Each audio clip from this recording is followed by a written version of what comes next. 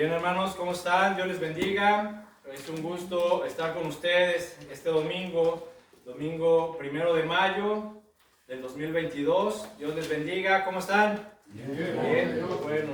Nos gozamos en la alabanza, en la adoración y en la oración, ¿verdad? Los que llegamos un poquito más temprano. Y bueno, pues vamos a continuar, vamos a prepararnos para recibir la palabra. Así que vamos a orar. Señor, te damos gracias y te pedimos, Padre, que bendigas este tiempo en el cual vamos a leer y a exponer tu palabra.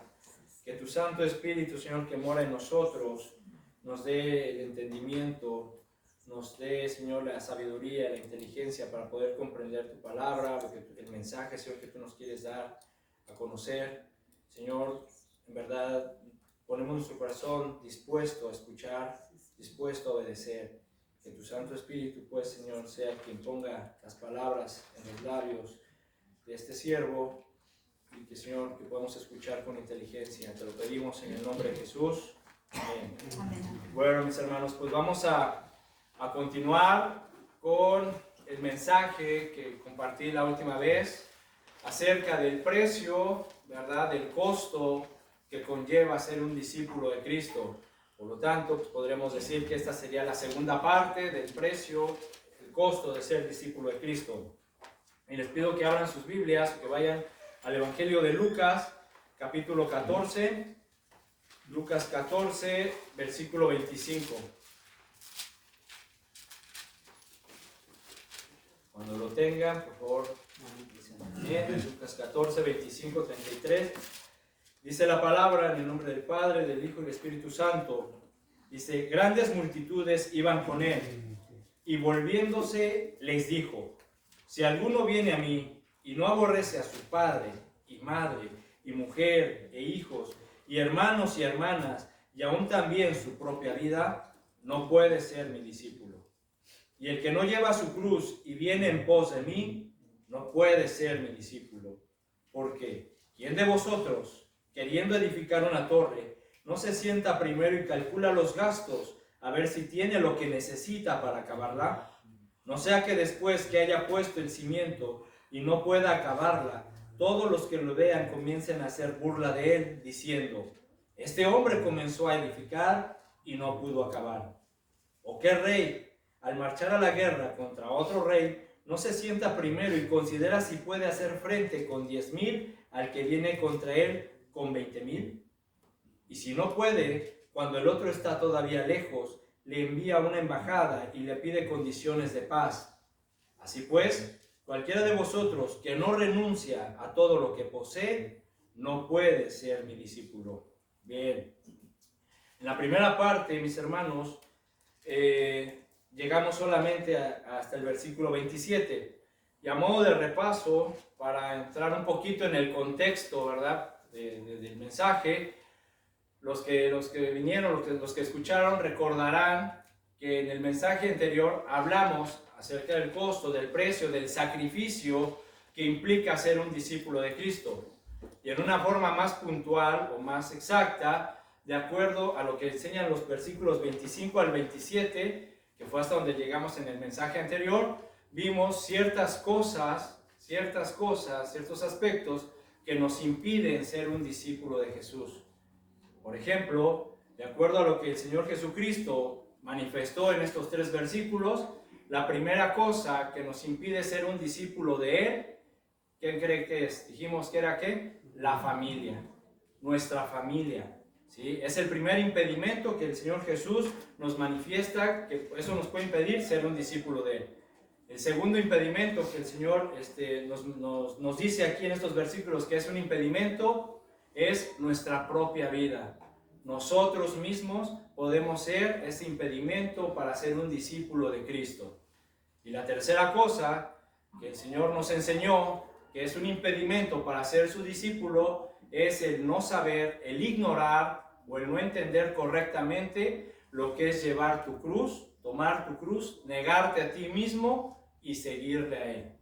¿Sí? El no conocer, el ignorar, el no entender correctamente este punto es un impedimento que nos costará el no ser su discípulo.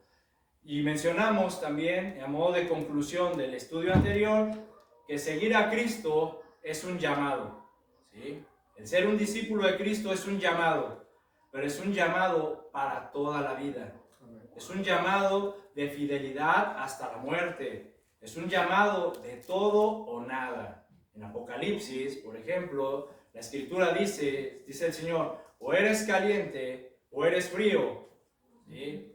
Pero los tibios, ¿sí?, los vomitaré de mi boca. Es una expresión en la cual a Dios le causa repugnancia, ¿sí? Algo que no soporta. Es como, por ejemplo, cuando tú hueles algo, un olor desagradable, o percibes algo que no te gusta, o ves algo así que te causa esa repugnancia, ese asco, o comes algo que te cae mal y sientes la sensación de volver el estómago.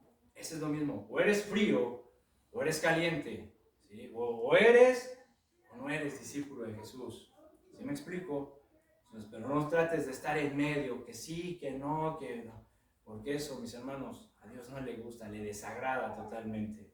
Entonces, vamos a ver, a partir del versículo 28, el Señor nos da dos ejemplos, nos expone dos ejemplos para mostrarnos la manera simbólica de lo que representa, de lo que envuelve este llamado a ser su discípulo, ¿sí? Así que vamos a leer nuevo, versículo 28, dice, porque ¿quién de vosotros, queriendo edificar una torre, no se sienta primero y calcula los gastos, a ver si tiene lo que necesita para acabarla? No sea que después que haya puesto el cimiento y no pueda acabarla, todos los que le vean comiencen a hacer burla de él, diciendo, este hombre comenzó a edificar y no pudo acabar. Bien, a ver, mis hermanos, veamos el tono de la pregunta, el enfoque de la pregunta. O sea, pues se puede considerar una pregunta lógica, retórica, porque bueno, considero que cualquiera de nosotros que tenga la idea, el deseo de construir su casa, ¿sí?, pues primero va a calcular, va a ver si tiene lo que necesita para terminarla, para realizarla. Y no estoy hablando de recursos materiales, económicos. Aquí lleva todo. Si tienes el tiempo, las fuerzas, la salud, ¿sí?, la edad, la inteligencia, la sabiduría para acabarla. Más allá de los recursos materiales y económicos. O sea, tienes todo lo que necesitas, porque bueno, puede ser que empieces a querer edificar tu casa a los 80 años y no la termines. A lo mejor el tiempo no te va a alcanzar. A lo mejor tienes una enfermedad, ¿sí?, y quieres edificar tu casa y el tiempo no te va a alcanzar. A lo mejor no tienes la energía, las ganas o el conocimiento para poder terminar tu casa, edificarla, ¿sí? Entonces, sin embargo, creo que todos hemos visto construcciones que quedan a medias, en obra negra se les llama, ¿sí?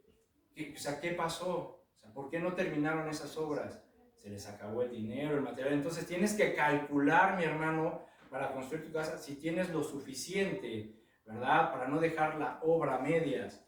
Y vemos, pues, ¿por qué? Porque después, cuando dejan esa obra a medias, si no la terminan, dice aquí que los que te ven se comenzarán a burlar de ti. Por ejemplo, ¿qué pasó con don Panchito? Mira, tanto nos presumía que iba a construir su casa de 2 pisos, con ventanas grandes, hasta alberca le iba a poner. Y mira, no ha hecho ni el colado, ni el primer colado terminó, ¿sí?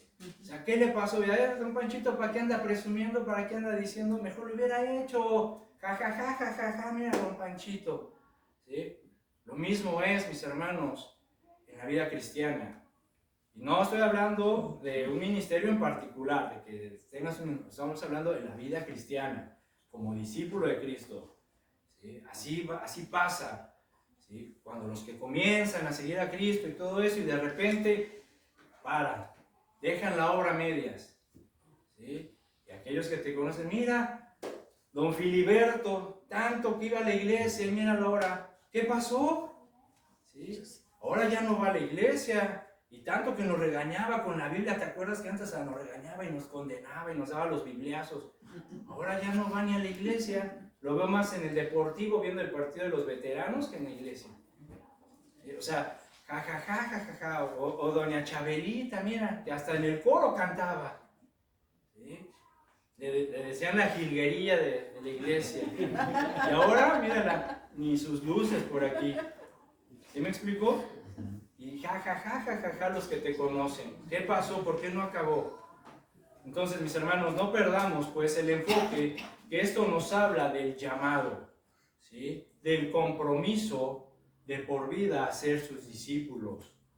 Ahora bien, miren, vamos a ver cómo el apóstol Pablo nos hace referencia a este compromiso de ser su discípulo y observemos cómo él lo enseña y lo compara en el sentido de hacernos entender, ¿sí?, de que la vida cristiana, de que la vida del discipulado, del discípulo es como una carrera. Vamos a Filipenses capítulo 3.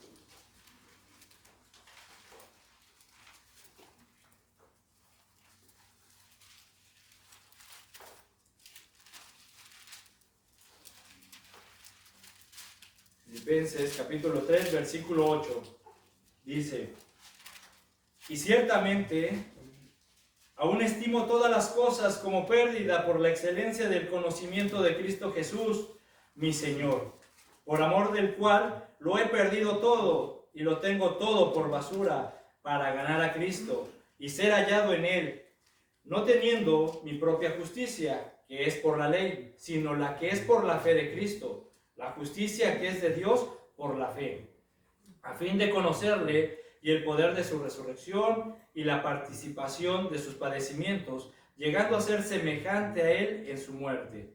Y si en alguna manera llegase a la resurrección de entre los muertos, no que lo haya alcanzado ya, ni que ya sea perfecto, sino que prosigo por ver si logro asir aquello por lo cual fui también nacido por Cristo Jesús. Hermanos, yo mismo no pretendo haberlo ya alcanzado, pero una cosa hago, olvidando ciertamente lo que queda atrás y extendiéndome a lo que está delante, prosigo a la meta, al premio del supremo llamamiento de Dios en Cristo Jesús. ¿Sí? A ver, aquí vemos, mis hermanos, del versículo 8 al versículo 11, cómo Pablo, ¿sí?, reconoce y acepta ese compromiso. Él reconoce el costo, ¿sí?, el sacrificio que conlleva ser un discípulo de Jesús, al grado que dice que todo lo tengo por basura por ganar a Cristo. Y me encanta, mis hermanos, ¿sí?, lo que dice el versículo 10, porque dice: a fin de conocerle y el poder de su resurrección y la participación de sus padecimientos, llegando a ser semejante en él en su muerte. Es decir, que para Pablo, él entendía y había reconocido que había un costo, que había un precio, que había sacrificios en la vida del discípulo de Cristo, pero él lo había aceptado e incluso lo consideraba un privilegio, ¿sí? O sea, el hecho de decir, ¿sí?, la participación de sus padecimientos, llegando a ser semejante a él en su muerte, o sea, para él era un privilegio, mis hermanos, de llamarse discípulo del Señor, ¿sí? Y dice el 12, no que lo haya alcanzado ya, ¿sí? A ver, no que haya alcanzado ya, ¿qué? ¿Qué es lo que no había alcanzado todavía Pablo, de acuerdo a su concepto? Pues la plenitud del conocimiento de Cristo. No es que ya haya alcanzado ya el conocimiento total de Cristo, ¿sí?, ni que ya sea perfecto. Y aquí, mis hermanos, paréntesis, fíjense, cómo Dios no quiere, o sea, Dios no es de que quiera gente preparada al máximo, así con un conocimiento teológico supremo, excelente, no que te sientas, no, yo ya sé mucho de la Biblia y conozco. No, porque Pablo lo dice, no es que ya lo haya alcanzado ya, ni yo he alcanzado el conocimiento supremo de Cristo. Y va a ser muy difícil que con nuestra mente finita lo logremos. Y también dice, y no que sea yo perfecto, no que ya sea perfecto. Mis hermanos, nadie es perfecto. Dios no quiere gente perfecta, ¿sí? No es de que tengamos que ser perfectos, porque no lo vamos a hacer. Somos imperfectos, cometemos errores, nos equivocamos, seguimos pecando. No tenemos el conocimiento pleno de Cristo, nadie lo va a tener, ¿sí? Por eso Dios no necesita gente perfecta o gente así que se sienta súper preparada teológicamente. Lo que Dios necesita son corazones y personas dispuestas a obedecerle. Amén. ¿Sí? Eso es lo que necesita Dios. Personas dispuestas a seguirlo a Él, fieles, firmes. ¿Sí? Eso es lo que Él necesita y lo que Él quiere. dice el versículo, no que sea perfecto, sino que prosigo, ¿sí? Esa palabra proseguir, mis hermanos, significa o puntualmente trata de perseguir, ¿sí? Así como cuando un policía va persiguiendo a un ladrón y lo va correteando con todas fuerzas hasta que lo alcanza, ¿sí? Y prosigo y persigo para ver si logro asir, si logro alcanzar, ojo, para ver si logro alcanzar aquello para lo cual fui también alcanzado por Cristo, ¿sí? Hay un llamado, fuiste alcanzado con un propósito. Dice el 13, hermanos, yo mismo no pretendo haberlo ya alcanzado, ¿ven? Pero una cosa hago, olvidando ciertamente lo que queda atrás y extendiéndome a lo que está delante, otra vez prosigo, persigo a la meta, persigo el premio del supremo llamamiento de Dios en Cristo Jesús. Y esa palabra llamamiento, mis hermanos, habla del llamado, pero más exactamente es un llamado personal, por nombre. Por ejemplo, cuando dicen, Martín, ven. Y ahí viene, ¿no? Martín. Oye, Martín, fíjate, ¿sí? Es un llamado personal, por nombre. Entonces, mi hermano, ¿sí? Si tú eres un creyente, si tú eres un hijo de Dios, tú fuiste llamado. Dios te llamó personalmente. Si Dios te hizo venir, Dios te alcanzó con un propósito, ¿sí? ¿Cuál es el propósito? Aparte de la vida eterna, mis hermanos, pues que alcancemos el premio, ¿sí? Los premios que Dios tiene preparados. Entonces, analicemos esto, mis hermanos. El hecho de no terminar la carrera para lo cual Cristo nos llamó y no calcular bien los costos, el precio, el sacrificio de seguirlo y abandonar la obra, nos traerá graves consecuencias. En primer lugar, el no llegar a la meta implica no alcanzar las recompensas que Cristo tiene preparadas para sus discípulos. Dice, no atesores riquezas en la tierra, sino atesóralos en el cielo. Estarán conmigo en el reino, ¿sí? Les daré las coronas de vida. Entonces, mis hermanos, gobernarán con Cristo, ¿sí? Mis hermanos, pero sobre todo, bueno, el premio gordo es la salvación. Estar con Él, ese es el premio gordo. Estar con Él en la eternidad. Pero si no nos aplicamos y renunciamos, nos perderemos, mis hermanos, las recompensas, ¿sí? Entonces, en segundo lugar, el hecho de no acabar la obra que comenzaste al seguir a Cristo implica que serás la burla de los demás, ¿sí? Pero esto va más allá, mi hermano.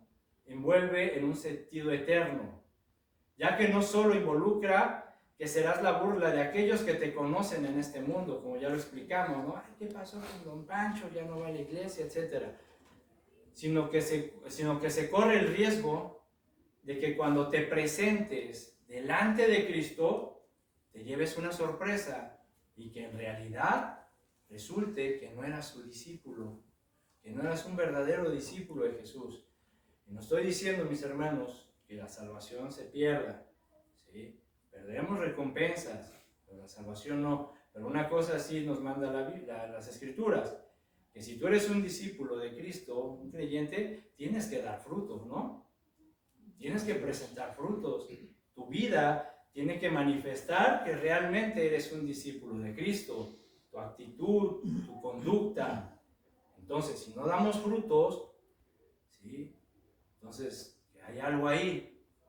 ¿Sí? ¿Sí me explicó? Recuerda lo que el mismo Señor Jesús dijo. Muchos en aquel día me dirán, Señor, Señor. ¿Sí? Yo iba a la iglesia, Señor, y yo oraba. Y yo hacía esto y ayudaba a los pobres y esto y servía y hacía aquello y acá. ¿Y qué les dijo el Señor? Nunca te conocí. Pues no sé, no te conozco. ¿Sí? Entonces hay que considerar, mis hermanos, este llamado a ser su discípulo de una manera seria. ¿Sí? Calcular el costo, el precio, el sacrificio, pero también verlo como Pablo, como un privilegio. ¿Sí? ¿Por qué? Porque hay que observar ahora el segundo ejemplo que nos da nuestro Señor Jesucristo. Regresamos al Evangelio de Lucas, versículo 31. Dice, ¿o qué rey, al marchar a la guerra contra otro rey, no se sienta primero y considera si puede hacer frente con 10,000 al que viene contra él con 20,000. Y si no puede, cuando el otro está todavía lejos, le envía una embajada y le pide condiciones de paz. Aquí, mis hermanos, este ejemplo es más serio. ¿Sí? Este ejemplo todavía nos habla de algo más serio. ¿Por qué? Porque aquí implica peligro, habla de guerra, habla de conflicto, implica derrota. ¿Sí? Pues ¿acaso crees que un rey con inferioridad podría vencer a otro rey que viene más poderoso, que viene con un ejército más grande y más fuerte que el que tiene? Pues yo creo que no. ¿Sí? O sea, no se puede, es casi imposible que alguien con inferioridad pueda derrotar a un rey que viene con un ejército superpoderoso. Y si no, ahí está lo que le pasó a Israel, ¿no? Con Babilonia. O sea, lo sitiaron, trataron de resistir un tiempo, pero al final el ejército de Babilonia era grande, poderoso, ¿sí? Y terminaron conquistando. Por eso, mis hermanos, consideremos esto, ¿sí? Consideremos estar en paz con Dios, ¿sí?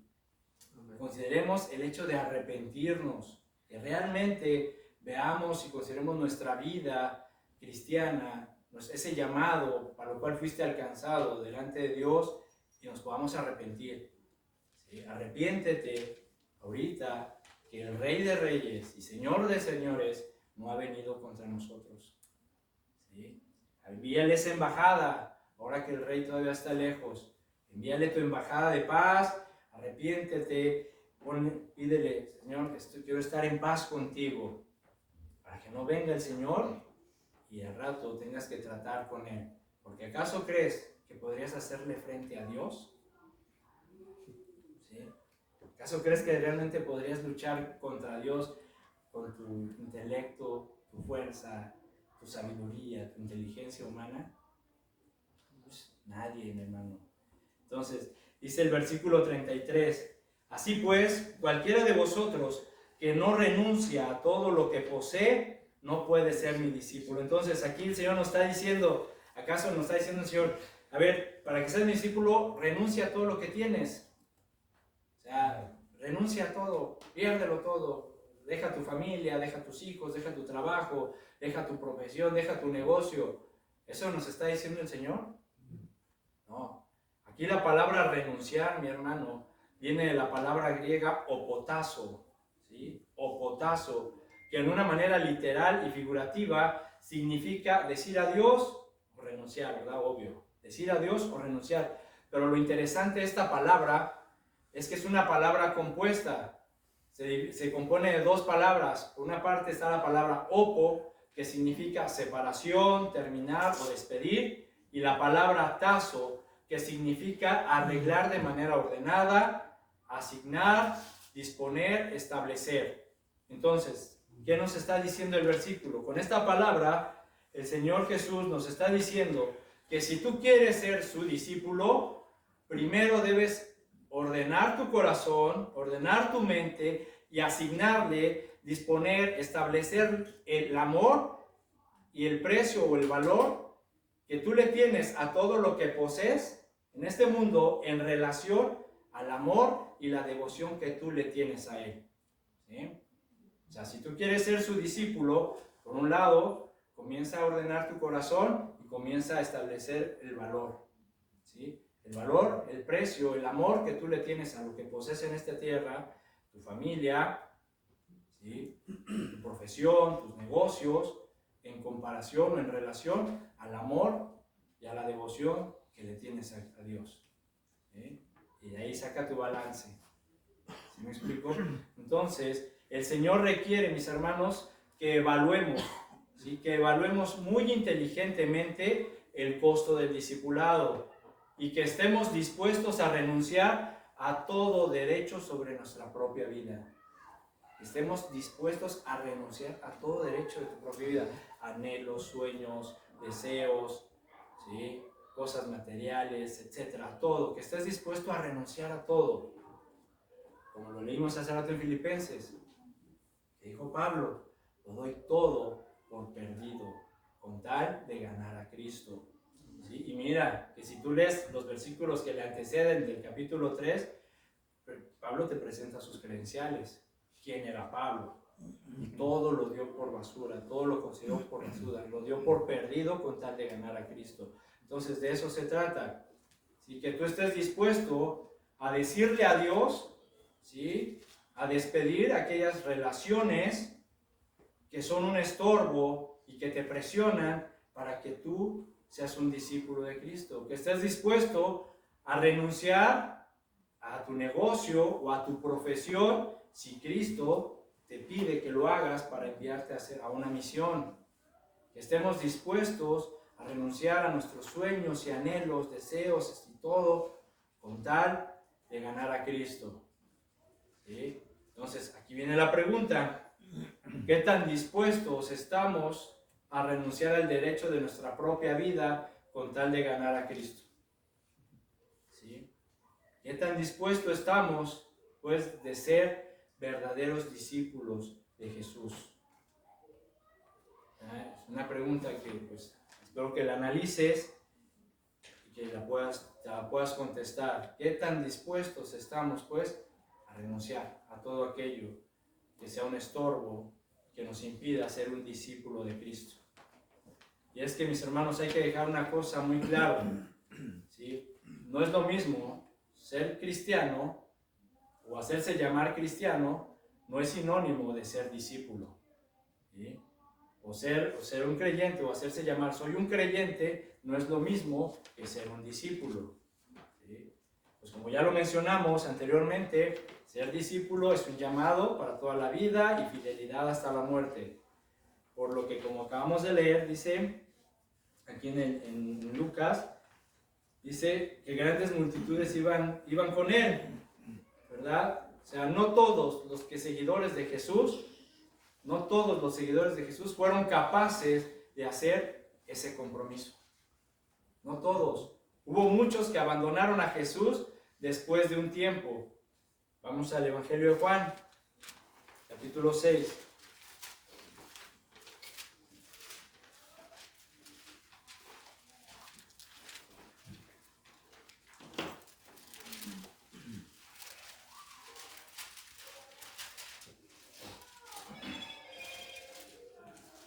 Si es el Señor, contéstale. Si no, apágalo.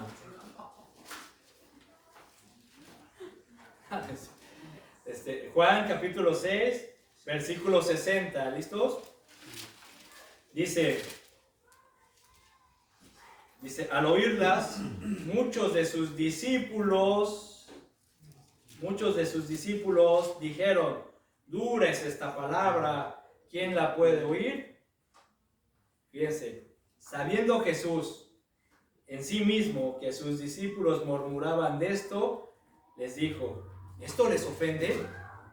Pues que si vieran al Hijo del Hombre subir a donde estaba primero, el Espíritu es el que da vida, la carne para nada aprovecha. Las palabras que yo les he hablado son espíritu y son vida. Pero hay algunos de ustedes que no creen. Esa manera en cómo empleó la palabra no creen, o esa expresión, nos habla de que estas personas no confiaban plenamente en Jesús para salvación, Entonces, hay muchos de ustedes que no creen en mí como su Salvador, por ejemplo, ¿no? Dice, porque Jesús sabía desde el principio quiénes eran los que no creían y quién le había de entregar. ¿Ven, mis hermanos? O sea, Jesús sabe perfectamente bien quiénes son sus discípulos. Y dijo, por eso os he dicho que ninguno puede venir a mí si no le fuere dado del Padre. Desde entonces, muchos de sus discípulos volvieron atrás y ya no andaban con él. ¿Sí? Dijo entonces Jesús a los 12, ¿quieren acaso irse ustedes también? Le respondió Simón Pedro, Señor, ¿a quién iremos? Tú tienes palabra de vida eterna, y nosotros hemos confiado en ti como Salvador, como Señor, ¿sí? Nosotros hemos creído y conocemos que tú eres el Cristo, el Hijo de Dios viviente. ¿Sí? Entonces, mis hermanos, y para empezar, como les dije, es muy difícil que nosotros conozcamos las intenciones de cada uno de nosotros, ¿verdad? O sea, es imposible conocer nuestras intenciones. Pero como dice aquí, Jesús sabe, Jesús conoce las intenciones que cada uno tenemos de por qué le seguimos, ¿sí? O por qué lo buscamos, ¿sí? Porque para Él todas las cosas están desnudas. Como dice aquí, Él sabía que muchos de los que lo seguían no eran sus discípulos. Y por eso se fueron muchos, porque no creían en Jesús como su Salvador verdaderamente, como su Señor. Pero ¿qué dijo Pedro? Dice, Señor, nosotros hemos creído en ti. Y si tú, mi hermano, has creído en Jesús como tu Señor y tu Salvador, ¿sí? Debes de considerar pues este llamado y debes de tomarlo en serio, ¿sí? Ahora, fíjate, Jesús siempre usó el término discípulo, ¿sí? Nunca Jesús utilizó el término cristiano. El término cristiano se ve por primera vez en el libro de los Hechos y se utilizó por primera vez en Antioquía, Hechos 11:26, si lo quieres después corroborar. De hecho, muchos de los estudiosos o eruditos de la palabra de Dios concuerdan en que es muy poco probable que los mismos creyentes hubieran pensado en este nombre para diferenciarse. ¿Por qué? Porque la iglesia primitiva usaba otros nombres para distinguirse. Por ejemplo, usaba la palabra discípulos en Hechos 13:52, Hechos 20:1 y Hechos 21:4. Usaban la palabra santos, Romanos 1:7, 1 Corintios 16:1 y Efesios 1:1. Y usaban la palabra hermanos, 1 Corintios 1:9, 1 Pedro 3:8. Esas eran las palabras que utilizaban los hermanos para distinguirse, no cristianos. Entonces, mis hermanos, nosotros, ¿sí? Deberíamos de llamarnos discípulos, ¿sí? O hermanos. Pero bueno, ya se adoptó este término de cristiano. Entonces es muy poco probable, ¿sí? O es muy probable, mejor dicho, que con esta palabra se haya querido expresar un término despectivo, o sea, ofensivo, humillante, despreciativo. ¡Ay, los cristianos! ¿Sí? Cuando se dio a conocer en Antioquía. Y de hecho solo hay 3 veces, solo aparece en 3 ocasiones la palabra cristiano en el Nuevo Testamento. En Hechos 11:26, donde lo acabamos de ver, Hechos 26:28 y Primera de Pedro 4:16. Son las únicas 3 veces en las que esta palabra cristiano aparece en el Nuevo Testamento. Siempre que se dirigía a la iglesia, a los hermanos, a la iglesia, a los congregantes, se les llamaba hermanos, santos o discípulos, ¿sí? Entonces, la idea de estas personas, de estos eruditos, de que el término cristiano fue originalmente dicho como un insulto, como una manera de desprecio, su base la tienen en 1 Pedro 4:16, que dice, pero si alguno sufre por ser cristiano, o sea, si tú sufres porque te desprecian por ser cristiano, ¿sí? Dice, no te avergüences, sino alaba a Dios por llevar el nombre de Cristo, ¿sí? Entonces, es muy importante, mis hermanos, de verdad, tener muy claro el concepto de las palabras que se usaban al principio para distinguir a la comunidad de la iglesia, ¿sí? Y el término en el cual se adoptó, pues, a señalarlos. Por ejemplo, mira, para empezar, contigo, o sea, se usaba la palabra discípulos, hermanos o santos. Ok, se adopta el término cristiano, ¿sí? Soy cristiano, ok. Pero aquí, mis hermanos, es donde se puede cometer un error, ¿sí? Un error grave, el cual nos lleva a caer en un conformismo, a bajar la guardia o a dormirnos en nuestros laureles espiritualmente. ¿Por qué? Porque cuando empezamos a conceptuar mal los términos, decir, yo soy cristiano, ¿por qué? Porque, bueno, creo en Cristo y porque me congrego en la iglesia. Pero él a lo mejor sí es un discípulo. ¿Por qué? Porque él sirve, él tiene un ministerio, él predica, ¿sí? Cuando nosotros tratamos de ver un organigrama y decir, yo soy cristiano nada más porque nada más me congrego. Pero él a lo mejor sí es un discípulo porque él estudia y él predica o él tiene el servicio de alabanza. A lo mejor está más arribita, no. Eso, tratar de conceptuar ese tipo de términos o establecerlos de ciertos niveles está mal, ¿sí? Nosotros, si tú creíste en Jesús como tu Señor y Salvador, eres un discípulo, o deberías de ser un discípulo, ¿sí? Un hermano, un santo. Está bien, ya adoptamos, ¿sí? Ya adoptamos el término cristiano, ¿ok? Bíblicamente, un cristiano es un seguidor de Cristo, ¿sale? Entonces, podríamos pensar que un cristiano es alguien que ha puesto su fe en el Señor Jesucristo, de acuerdo a lo que establece Juan 1:12. Podríamos pensar que un cristiano ha nacido de nuevo por el poder del Espíritu Santo, de acuerdo a lo que dice Juan 3:3. Podríamos pensar que un cristiano pertenece a Cristo y diariamente está siendo transformado a la imagen y semejanza de Cristo, como dice 2 Corintios 3:18. Entonces, un verdadero cristiano, y no solamente de nombre, ¿sí?, también tendrá que ser un discípulo de Cristo.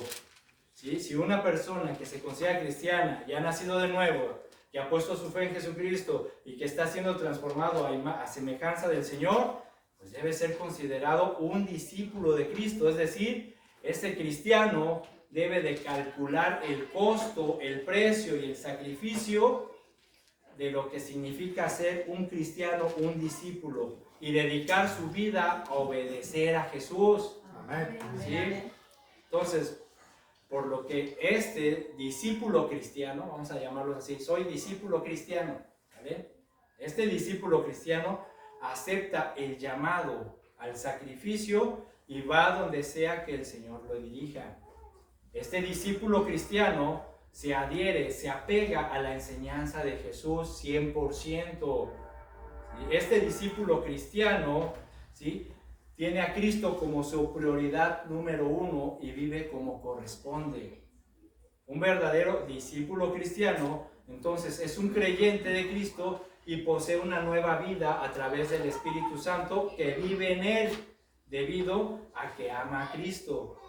Entonces, un discípulo cristiano es una persona obediente. Dice Juan 14:15, si me amas, guarda pues mis mandamientos.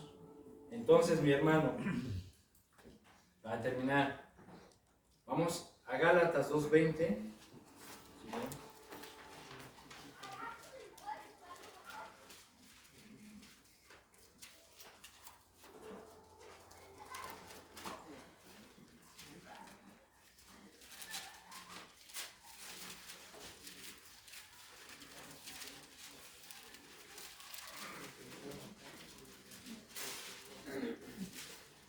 Gálatas 2:20 dice: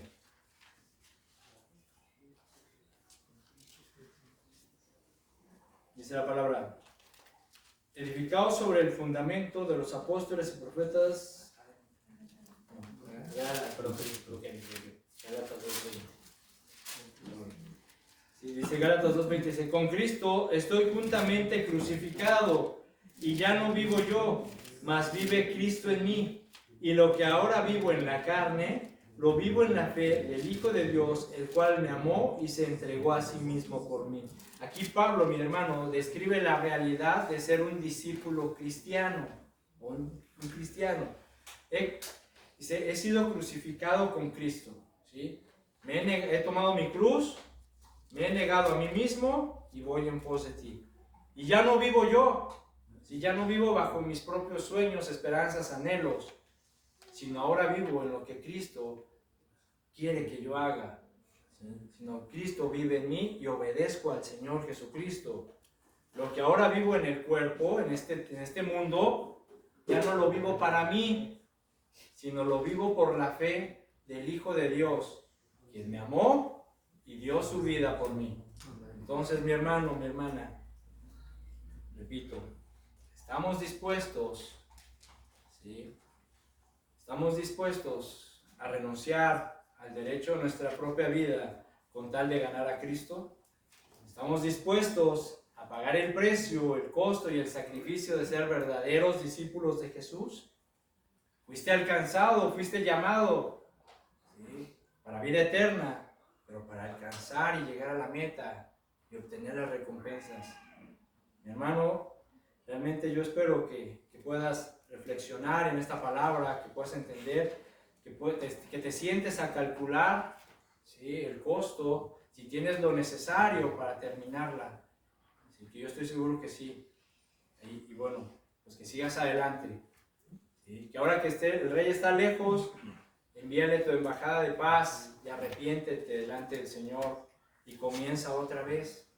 Comienza de nuevo a levantar la obra, a seguir la obra. No renuncies, no abandones.